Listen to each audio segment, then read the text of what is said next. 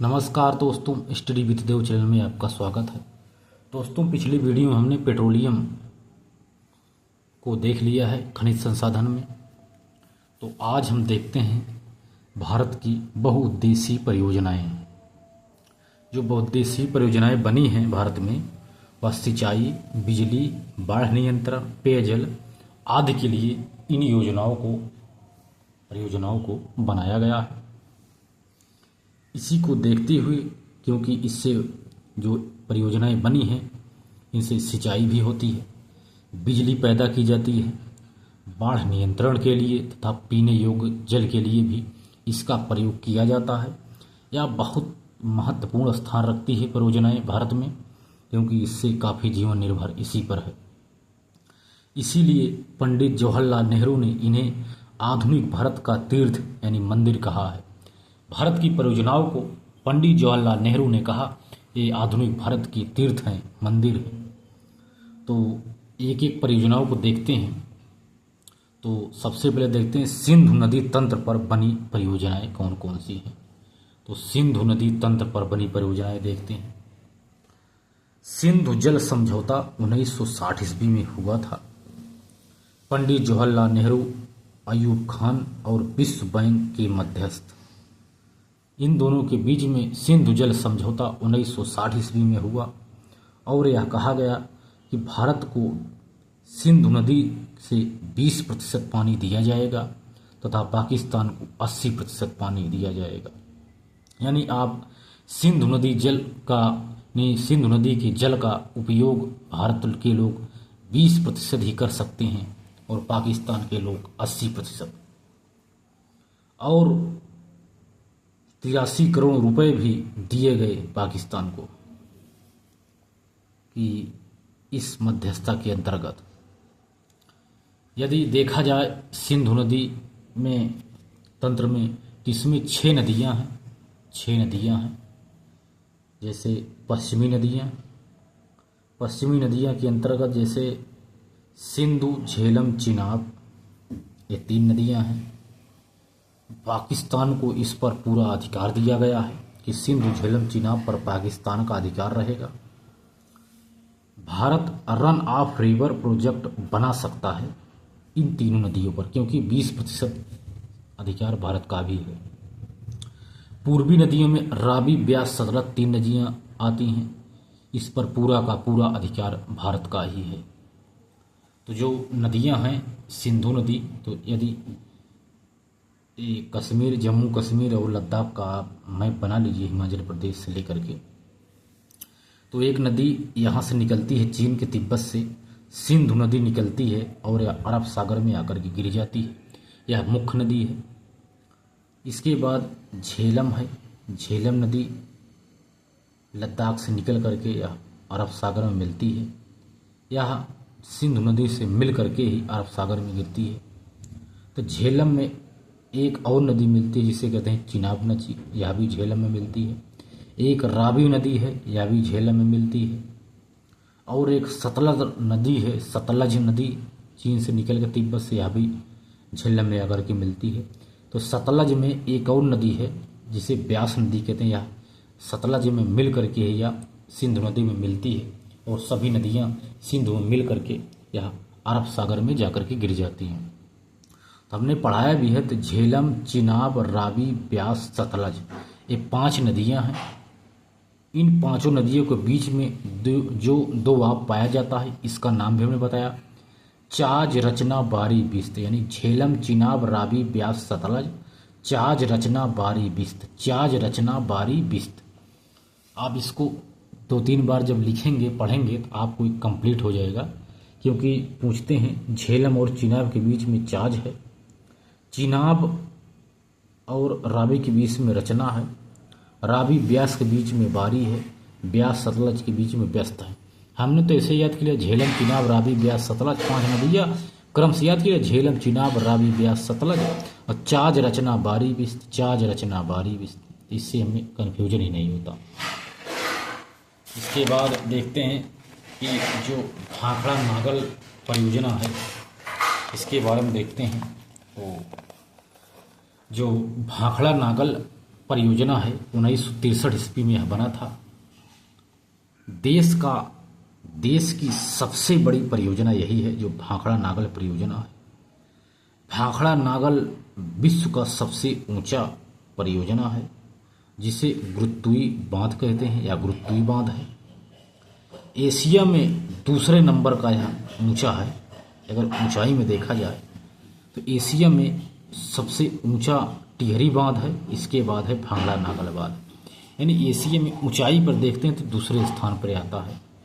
यह जो भाखड़ा नागल परियोजना है, यह हिमाचल प्रदेश, पंजाब, महाराष्ट्र, दिल्ली और राजस्थान आदि इससे लाभान्वित क्षेत्र हैं, चाहे सिंचाई हो, बिजली हो, सभी से। भाखड़ा नागल के पीछे एक तालाब बना है जिसे गोविंद सागर तालाब भी कहते हैं। तो यह था भाखड़ा नागल बांध। तो हमने बताया था यहाँ से जो सतलज नदी है, इसके ऊपर यहाँ जो हमने बताया सिंधु नदी, जो चीन के तिब्बत से सिंधु नदी निकलती है। इसमें बताया झेलम, चिनाब, रावी, ब्यास, सतलज 5 नदियाँ आकर के मिलती हैं। इसके बाद ये अरब सागर में गिर जाती हैं। इसके बाद सिंधु नदी जो है, इसमें एक नदी मिलती है आकर के जिसे कहते हैं सुर नदी, या दाहिने तरफ से आकर के सिंधु नदी मिलती है, सुर नदी इसे कहते हैं। इसके ऊपर 2 बांध बने हैं जिसे कहते हैं निबोबा जगो बांध तथा चुटक बांध। यह दोनों लद्दाख क्षेत्र में बने हैं।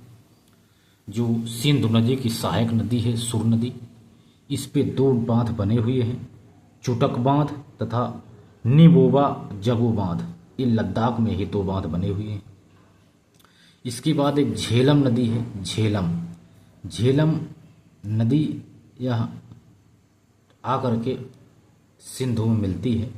तो झेलम नदी पे भी कुछ परियोजनाएं बनी हैं। जैसे झेलम नदी पर एक बांध बना है जिसे उरी बांध कहते हैं, यह है उरी बांध, ये लद्दाख में ये भी बना है। इसके बाद एक नदी है किशन गंगा नदी, ये झेलम की सहायक नदी है, दाहिने तरफ से मिलती है। तो इसके ऊपर एक बांध बना जिसे कहते हैं किशन गंगा प्रोजेक्ट। तो यह किशन गंगा नदी पर है। एक झेलम नदी पर एक परियोजना जिसे तुलबुल परियोजना कहते हैं, यानी तुलबुल परियोजना झेलम नदी पर ही स्थित है। इसके बाद चिनाब नदी है, जो चिनाब नदी है यह आकर के झेलम नदी से मिल जाती है। इसमें भी 2-3 बांध बने हुए हैं। इसके बाद है रावी बांध, रावी नदी, ये भी आकर के झेलम में मिलती है। रावी पे भी 2 बांध बने हुए हैं, एक चमेरी बांध, दूसरा थीन बांध। पंजाब में थीन बांध बना हुआ है रावी नदी पर, तो रावी नदी है पंजाब के क्षेत्र में, यहाँ थीन बांध बना हुआ है। हिमाचल प्रदेश में चमेरी बांध बना है। इसके बाद एक है ब्यास नदी जो सतलज में मिलती है, यह सतलज नदी जो सतलज निकलती है चीन के तिब्बत से। तो उस ब्यास नदी पर भी 2 बांध बने हुए हैं, एक है पहोड़, यानी ये है पहोड़ यानी देहर बांध, तथा एक और बांध बना हुआ है जिसे कहते हैं पूंग बांध, यानी पूंग जलाशय। यानी पूंग बांध के पीछे ही पूंग जलाशय बना हुआ है। सतलज नदी पर बांध बने हुए हैं 3-4। तो देखते हैं सतलज नदी पर एक बांध है जिसे कहते हैं बाथ पाझा करी परियोजना। बाथ पाझा करी परियोजना हिमाचल प्रदेश में एक परियोजना बनी है सतलज नदी पर, जिसे कहते हैं बाथ पाझा करी परियोजना। इसके बाद सतलज नदी पर एक बना है हिमाचल प्रदेश में ही भाखड़ा नागल बांध, हिमाचल प्रदेश में बना, ये सतलज नदी पे ही बना है। इसके बाद एक नागल बांध है, भाखड़ा बांध, ये नागल बांध, ये पंजाब में है नागल बांध। इन भाखड़ा नागल जो हिमाचल प्रदेश में है भाखड़ा बांध और नागल बांध पंजाब में, इन दोनों के ही संयुक्त रूप से भाखड़ा नागल परियोजना कहते हैं, जो सबसे बड़ा है विश्व का। ऊंचाई में दूसरे स्थान पर, ऊंचाई में पहले स्थान पर टिहरी बांध है जो उत्तराखंड में है। इसके बाद यहीं से एक इंदिरा गांधी नहर निकाली गई है और यहीं पर एक हरिके बैराज है पंजाब में, यहाँ हरिके बैराज परियोजना है। एक बांध है, इसी से ही एक इंदिरा गांधी नहर निकाली गई है। इसके बाद देखते हैं कि जो एक पोंगा जलाशय हमने बताया था, पोंगा बांध है, पोंग बांध, इसी के पीछे ही पोंगा जलाशय स्थित है, इसको हमने बता ही दिया। तो रावी नदी पे जो हमने बताया, रावी नदी पे वो जो बांध बने हुए, इस पे देखते हैं रावी नदी पे। तो रावी नदी पे बांध बने हैं, एक चमेरी बांध हिमाचल प्रदेश में है तथा थीन बांध पंजाब में है, जिसे इसे रणजीत बांध भी कहते हैं। तो चिनाब नदी है, चिनाब नदी पर भी बांध बने हुए हैं। आपको इसे कमेंट बॉक्स में बताना है कि चिनाब नदी पर जो बांध बने हुए हैं उसका क्या नाम है। तो आप तो बताओगे नहीं, क्योंकि काफ़ी बार हम कमेंट किए हैं, आपने कभी बताया नहीं है। तो आपको बताते हैं, जो यहाँ चिनाब नदी है इस पे बांध बने हैं। ये है बगा लिहास, यानी चिनाब, ये बगल लिहार है, ये सलाल है, ये दुलहस्ती है। तो चिनाब नदी पर भी बांध बने हुए हैं, जो जम्मू कश्मीर में ही चिनाब में दुलहस्ती चिनाब नदी पर बना है जो बांध है। चिनाब नदी पर एक दुलहस्ती बांध है, एक सलाल बांध है, एक बगलिहार बांध है। ये तीनों बांध चिनाब नदी पर बने हैं जो जम्मू कश्मीर में है। तो झेलम नदी पर हमने बताया तुलबुल परियोजना, और किशन गंगा बांध और उरी परियोजना भी झेलम नदी पर ही बनी है।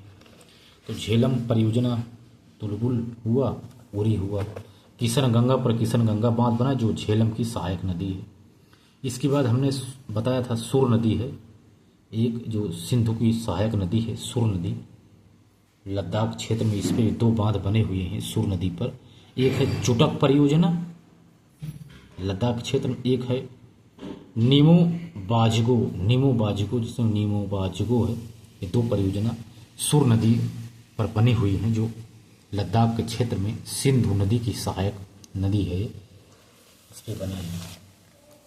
इसके बाद देखते हैं गंगा परियोजना। तो यदि गंगा परियोजना पे चर्चा करें हम दोस्तों, तो ये गंगा नदी है,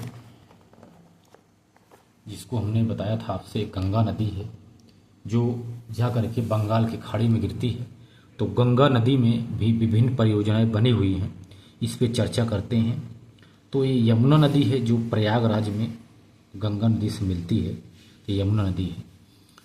तो एक एक देख लेते हैं परियोजना। तो पहले हम इस पे देखते हैं जो ये अलकनंदा नदी है। अलकनंदा नदी पर कुछ परियोजनाएं बनी हुई हैं। तो और यह है मंदाकिनी नदी जो यहाँ रुद्रप्रयाग में आकर के मिलती है, रुद्रप्रयाग का निर्माण यहाँ होता है।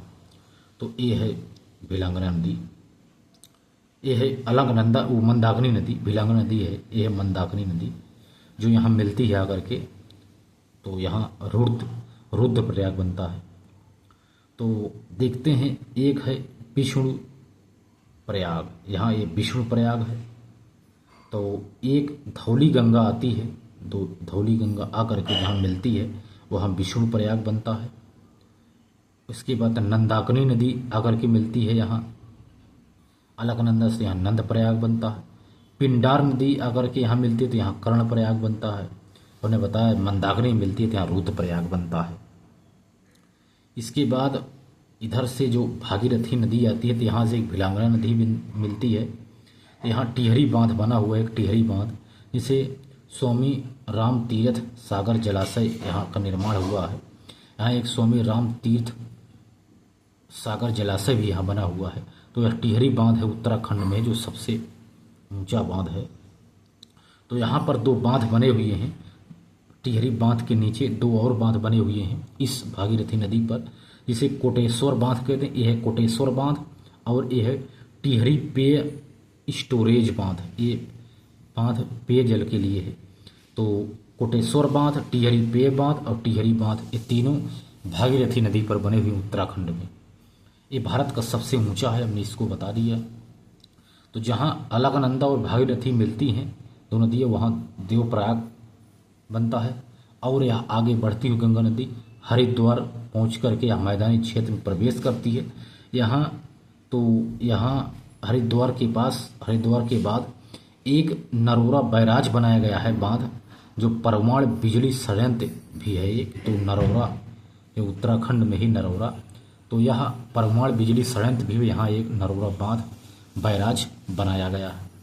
इधर से बाएं तरफ से एक नदी मिलती है करके रामगंगा नदी। तो रामगंगा नदी पर एक बांध बनाया गया जिसे रामगंगा परियोजना कहते हैं। इस पे भी एक बांध बनाया गया है। इसके बाद यहाँ यमुना नदी मिलती है।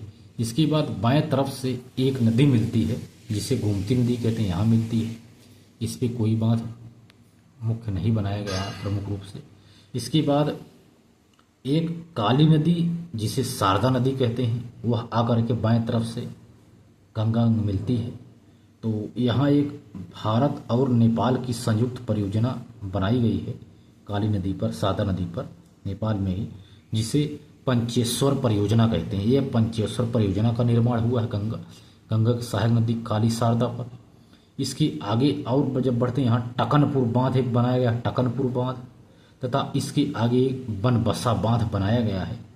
यही बनबसा बांध से एक नहर निकाली गई है जिसे शारदा नहर कहते हैं, जो उत्तर प्रदेश की सबसे लंबी नहर है, इसे शारदा नहर कहते हैं। एक बनबसा बांध से इसे निकाला गया है। इसके बाद इसमें एक घाघरा नदी आकर के मिलती है।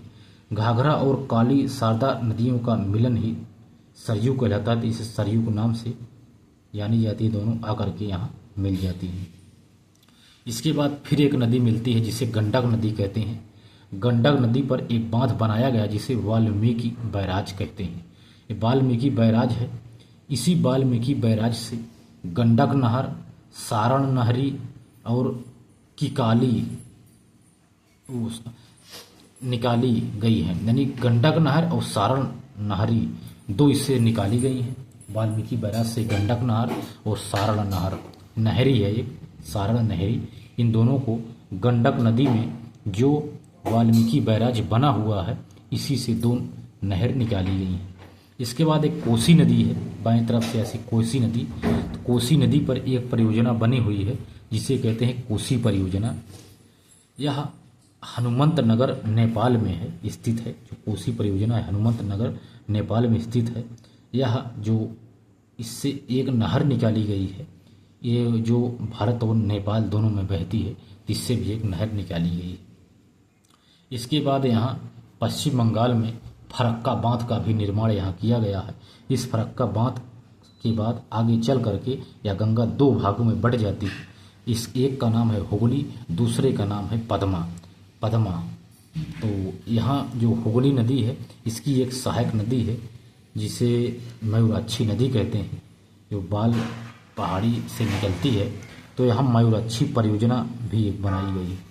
इसके बाद इस हुगली नदी में एक नदी है दामोदर नदी आकर के मिलती है। इस पर भी कई बांध बनाए गए हैं। यहाँ एक दुर्गपुर बैराज बनाया गया है पश्चिम बंगाल में, इसी दामोदर नदी पर। तो दामोदर की एक सहायक नदी है बराकर नदी। बराकर नदी पर भी दो तीन बांध बनाए गए हैं। एक है तिलैया बांध, ये भी बराकर नदी पर बना है। एक है बाल पहाड़ी बांध, ये भी बराकर नदी पर बना है। एक है मैथान बांध, ये मैथान बांध भी बराकर नदी पर ही बनाया गया है। इसके बाद एक कोनार नदी है जो दामोदर की सहायक नदी है, इस पे एक कोनार बांध बनाया गया है। एक नदी है बोकारो नदी, इस पे बोकारो बांध बनाया गया है। एक अय्यर बांध बनाया गया है, अय्यर बांध है, यह दामोदर नदी पर बनाया गया है जिसे अय्यर बांध कहते हैं। तो एक यहाँ बरमो बांध है, एक बरमो बांध है। यदि बरमो बांध देखा जाए तो ये भी दामोदर नदी पे बनाया गया है। एक है पंचेत पहाड़ी बांध, ये भी दामोदर नदी पर ही बनाया गया है। इन सभी दामोदर जितनी भी योजना है, इन सभी को ही दामोदर नदी घाटी परियोजना कहते हैं, जो इनकी सहायक नदियों तथा इस दामोदर नदी पे बनी हुई परियोजनाएं हैं, इसी को ही दामोदर नदी घाटी परियोजना कहते हैं। उसके बाद दाहिने तरफ से एक नदी मिली ही जिसे हम कहते हैं सोन नदी। सोन नदी पर एक बांध बनाया जिसे बाणा सागर परियोजना कहते हैं। तो बाणा सागर परियोजना भी सोन नदी में बनाया गया है। एक नदी है रिहंद नदी, इस पे रिहंद बांध बनाया गया जिसे गोविंद बल्लभ पंत बांध या पंचशील बांध भी कहते हैं। यानी भारत की सबसे बड़ी कृत्रिम झील यानी का निर्माण भी है जिसे पंच झील का निर्माण किया गया है। यहाँ रिहंद बांध के पास ही एक झील बनी है जिसे पंच झील कहते हैं, यानी भारत की सबसे बड़ी कृत्रिम झील यही है दोस्तों। तो हमने गंगा परियोजना के बारे में हमने देखा दोस्तों। तो दोस्तों इसकी आगे अगले वीडियो में तो दोस्तों मिलते हैं और बेहतरीन क्लास में, तब तक के लिए धन्यवाद।